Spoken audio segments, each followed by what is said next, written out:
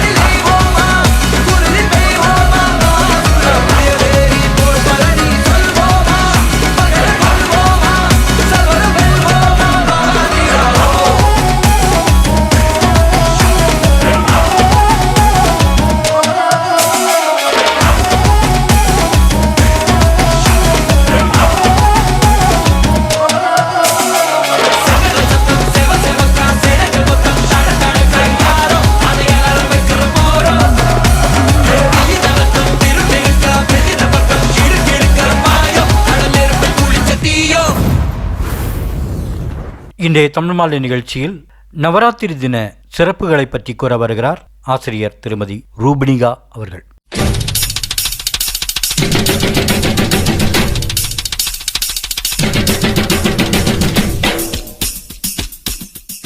வணக்கம். அக்டோபர் மாதம் 1 மற்றும் 2ஆம் தேதிகளில் மகா நவமி மற்றும் விஜயதசமி சிறப்பாக கொண்டாடப்படுகிறது. நவராத்திரி என்பது சக்தியையும் பெண்ணையும் போற்றும் 9 இரவுகளையும் 10 பகலும் கொண்ட இந்து பண்டிகையாகும். இந்த விழாவின் போது ஒவ்வொரு 3 நாட்களுக்கும் 3 தேவிகளாகிய துர்கா, லக்ஷ்மி, சரஸ்வதி ஆகியோரை வழிபடுகின்றன. முதல் 3 நாட்கள் துர்கா தேவியின் சக்திக்காகவும், அடுத்த 3 நாட்கள் லக்ஷ்மி தேவியின் செல்வத்திற்காகவும், கடைசி 3 நாட்கள் சரஸ்வதி தேவியின் அறிவு மற்றும் கலைக்காகவும் இந்த பூஜை செய்யப்படுகிறது. நவராத்திரி பண்டிகை ஏன் உருவானது? எருமை உருவம் கொண்ட அரக்கிக்கும் கம்பன் என்பவருக்கும் பிறந்தவன்தான் மகிஷாசுரன். அவன் மனித உடலையும் எருமை தலையும் கொண்டவன். இவன் பிரம்மனை குறித்து பல 1000 ஆண்டுகள் தவம் செய்து தனக்கு யாராலும் மரணம் நேரக்கூடாது என்றும், அப்படி நேர்ந்தால் அது ஒரு பெண்ணால் தான் இருக்க வேண்டும் என்றும் வரத்தை பெற்றான். பின்னர் அவன் தேவர்களை துன்புறுத்த துவங்கினார். தேவர்கள் மும்மூர்த்தியுடன் முறையிட்டனர். மும்மூர்த்திகள் துர்கா தேவியை படைத்தனர். துர்கா தேவி பெண்ணுருவம் பூண்டு தேவர்களை காக்க பூமியில் பிறந்தாள். சக்தி தேவி மகிஷாசுரனுடன் போர் புரிந்து மகிஷாசுரனின் எருமை தலையை தனது சக்கரத்தால் வெற்றி வீழ்த்தினார். தேவர்கள் மகிழ்ந்தனர். மகிஷாசுரனிடம் போராடி போர் செய்து தேவலோகத்தையும் பூலோகத்தையும் காப்பாற்றியதால் மகிஷாசுர வர்த்தினி என்று சக்தியை போற்றினார்கள். 9 நாள் போர் செய்து 10வது நாள் தேவி வெற்றி பெற்றதால் 10ஆம் நாள் விஜயதசமி என்று கொண்டாடப்படுகிறது. சிவனுக்கு ஒரு ராத்திரி சிவராத்திரி என்றும் அம்மனுக்கு 9 ராத்திரி நவராத்திரி என்றும் கூறுவர். அலைமகள், கலைமகள், மலைமகள் இந்த 3 தேவியரும் ஒரு ரூபமாக வந்து மகிஷாசுரனை வதம் செய்த திருவிழாதான் இந்த நவராத்திரி திருவிழா. மேலும் இதனை பற்றி தெரிந்து கொள்ள இணைந்திருங்கள். நீங்கள் கேட்டுக்கொண்டிருப்பது அகில இந்திய வானொலி நிலையம் தேவிகுளம் ஸ்பைஸ் பண்பலை வழங்கும் தமிழ் மாலை.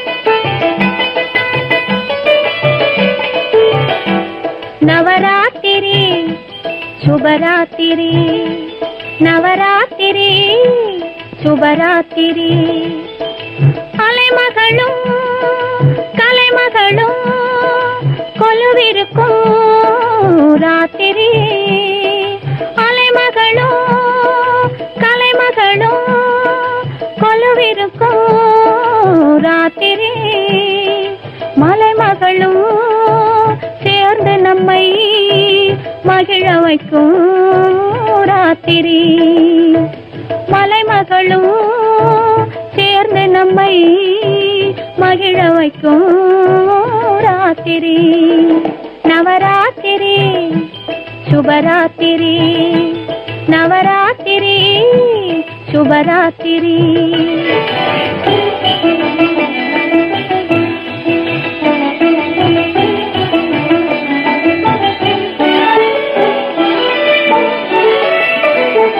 கவிஞர் நெஞ்சில் கற்பனைகள் ஊறுவதும் ராத்திரி, கவிஞர் நெஞ்சில் கற்பனைகள் ஊறுவதும் ராத்திரி, கலைஞர் எல்லாம் அரங்கத்திலே சேருவதோ ராத்திரி, கலைஞர் எல்லாம் அரங்கத்திலே சேருவதோ ராத்திரி, நாள் முடிந்து தொடங்கும் இடம் நடுராத்திரி, இளநங்கையர்கள் போற்றுவதும் நவராத்திரி, நாள் முடிந்து தொடங்கும் இடம் நடுராத்திரி, இளநங்கையர்கள் போற்றுவதும் நவராத்திரி, நவராத்திரி சுபராத்திரி, நவராத்திரி சுபராத்திரி.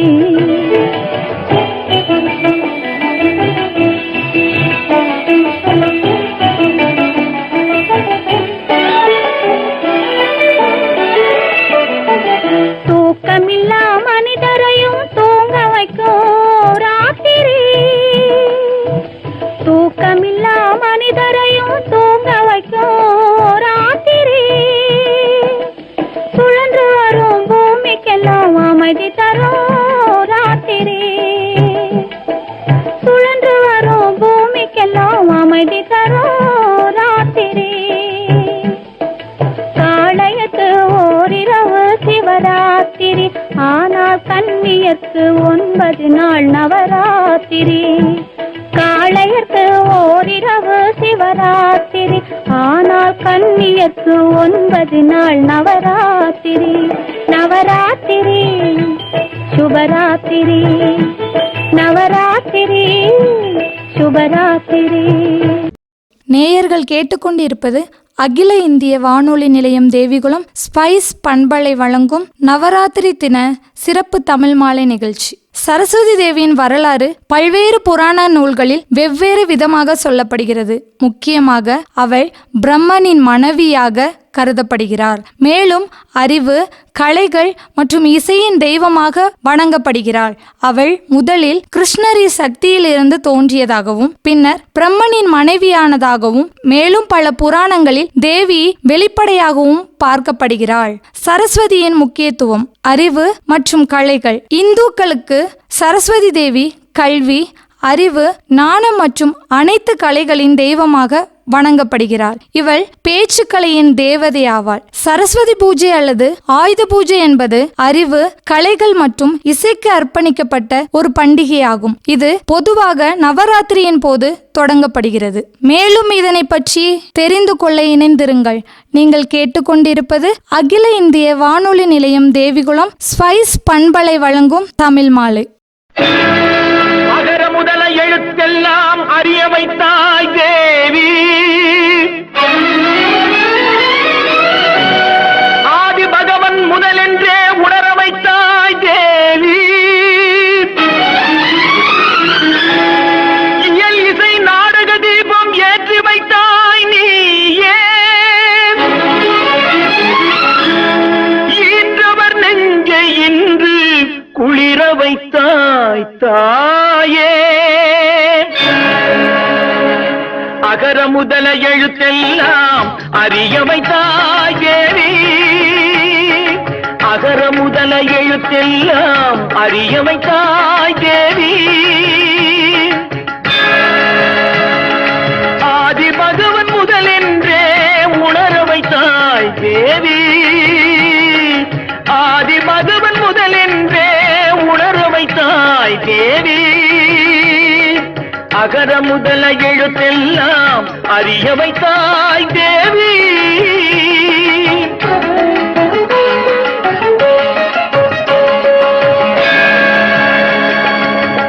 இயல் இசை நாடக தீபம் ஏற்றி வைத்தாய், இயல் இசை நாடக தீபம் ஏற்றி வைத்தாய், ஈன்றவர் நெஞ்சை இன்று குளிர வைத்தாய், ஈன்றவர் நெஞ்சை இன்று குளிர வைத்தாய், உயிர்மெய் எழுத்தெல்லாம் தெரிய வைத்தாய், உயிர்மெய் எழுத்தெல்லாம் தெரிய வைத்தாய், ஊமையின் வாய் திறந்து பேச வைத்தாய் அம்மா, பேச வைத்தாய், அகர முதல எழுத்தெல்லாம் அறிய வைத்தாய் தேவி.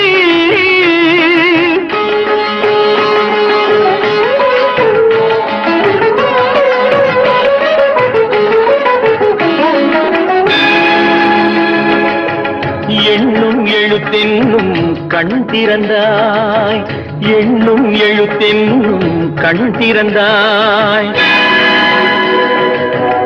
ஏற்றம் தரும் புலமை ஆற்றல் தந்தாய், ஏற்றம் தரும் புலமை ஆற்றல் தந்தாய்,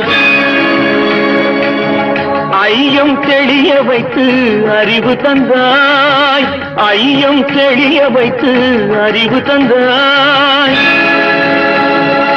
ஒலி தந்து மொழி தந்து குரல் தந்தாய், ஒலி தந்து மொழி தந்து குரல் தந்தாய், ஓங்கார இசை தந்து உயர வைத்தாய் தேவி.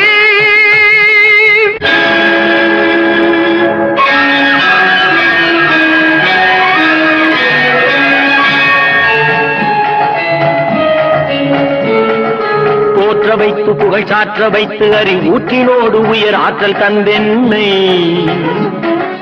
அறிஞன் கவிஞன் கலைஞன் இவனென அருளும் தமிழும் திகழும் கடலென,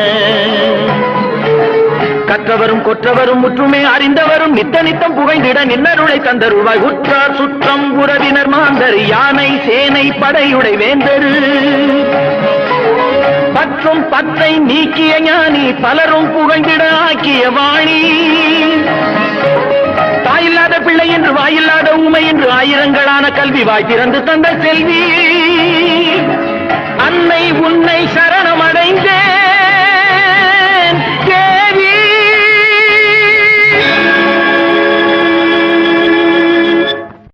நேயர்கள் கேட்டுக்கொண்டிருப்பது அகில இந்திய வானொலி நிலையம் தேவிகுளம் ஸ்பைஸ் பண்பலை வழங்கும் நவராத்திரி தின சிறப்பு தமிழ் மாலை நிகழ்ச்சி.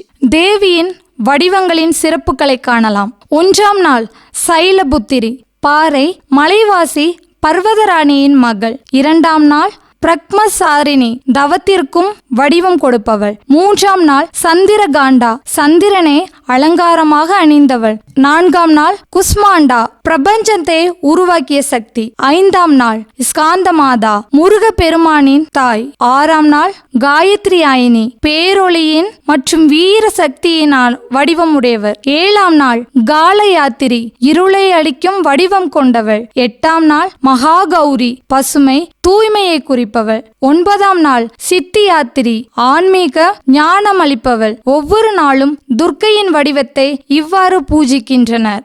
மேலும் இதனை பற்றி தெரிந்து கொள்ள இணைந்திருங்கள். நீங்கள் கேட்டுக்கொண்டிருப்பது அகில இந்திய வானொலி நிலையம் தேவிகுளம் ஸ்பைஸ் பண்பலை வழங்கும் தமிழ் மாலை.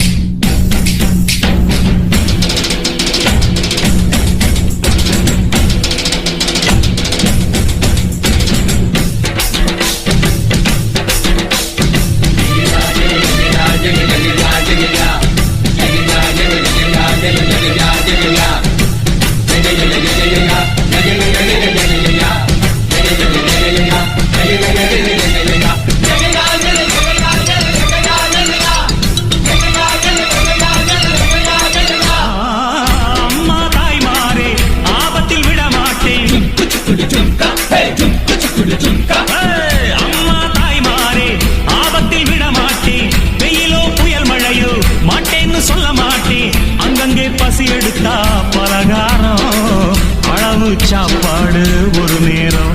நாம் பிரசவத்துக்கு இலவசமா வாரேம்மா, உன் பிள்ளைக்கு ஒரு பேரு வச்சிருந்தாரேம்மா. நாம் பிரசவத்துக்கு இலவசமா வாரேம்மா, உன் பிள்ளைக்கு ஒரு பேரு வச்சிருந்தாரேம்மா. எழுத்தில்லாத ஆளும் அட எங்களை நம்பி வருவா, அட்ரஸ் இல்லா தெருவும் இந்த ஆட்டோக்கார அறிவா. இறக்கமுள்ள மனசுக்காரண்டா, நான் ஏழைக்கெல்லாம் சொந்தக்காரண்டா, நான் எப்பொழுதும் ஏழைக்கெல்லாம் சொந்தக்காரண்டா. அச்சுக்கு என்ன அச்சுக்குத்தா, அக்குமுக்கு என்ன அக்குமுக்குத்தா, நான் ஆட்டோக்காரன் நாளும் தெரிஞ்ச ரூட்டுக்காரன், நியாயமுள்ள ரேட்டுக்காரன், நல்லவங்க கூட்டுக்காரன், நல்லா பாடும் பாட்டுக்காரன், காந்தி பிறந்த நாட்டுக்காரன், கம்பெடுத்த வேட்டைக்காரன், எளியவங்க உறவுக்காரன், இறக்கமுள்ள மனசுக்காரன்டா, நான் ஏழைக்கெல்லாம் சொந்தக்காரன்டா, நான் எப்பொழுதும் ஏழைக்கெல்லாம் சொந்தக்காரன்டா. அச்சுக்கு என்ன அச்சுக்குத்தா, அக்குமுக்கு என்ன அக்குமுக்குத்தா, அச்சுக்கு என்ன அச்சுக்குத்தா, அக்குமுக்கு என்ன அக்குமுக்குத்தா, அச்சுக்கு என்ன அச்சுக்குத்தா, அக்குமுக்கு அக்குமுக்குத்தா, அச்சுக்கு என்ன அச்சுக்குத்தா, அக்குமுக்கு என்ன அக்குமுக்குத்தா. நேயர்கள் கேட்டுக்கொண்டிருப்பது அகில இந்திய வானொலி நிலையம் தேவிகுளம் ஸ்பைஸ் பண்பலை வழங்கும் நவராத்திரி தின சிறப்பு தமிழ் மாலை நிகழ்ச்சி. ஆயுத பூஜை என்பது இந்தியாவின் பல பகுதிகளில் கொண்டாடப்படும் ஒரு முக்கியமான பண்டிகையாகும். இது தசரா பண்டிகையின் ஒரு பகுதியாக விஜயதசமிக்கு முந்தைய நாள் கொண்டாடப்படுகிறது. இந்த நாளில் மக்கள் தங்களின் வாழ்வாதாரத்திற்கு உதவும் கருவிகள், இயந்திரங்கள், வாகனங்கள் மற்றும் பிற உபகரணங்களை சுத்தம் செய்து அலங்காரப்படுத்துவர். பின்னர் அவற்றிற்கு சிறப்பு பூஜைகளும் செய்வர். ஆயுத பூஜையின் வரலாறை இனி காண்போம். ஆயுத பூஜை கொண்டாடப்படுவதற்கு பல புராண கதைகள் மற்றும் வரலாற்று தகவல்கள் காரணமாக அமைந்துள்ளன. இந்த பண்டிகை தனிப்பட்ட ஒரு கதையோடு மட்டும் தொடர்புடையது அல்ல, மாறாக பல நம்பிக்கையின் தொடர்புடையதாக அமைந்துள்ளது. 1.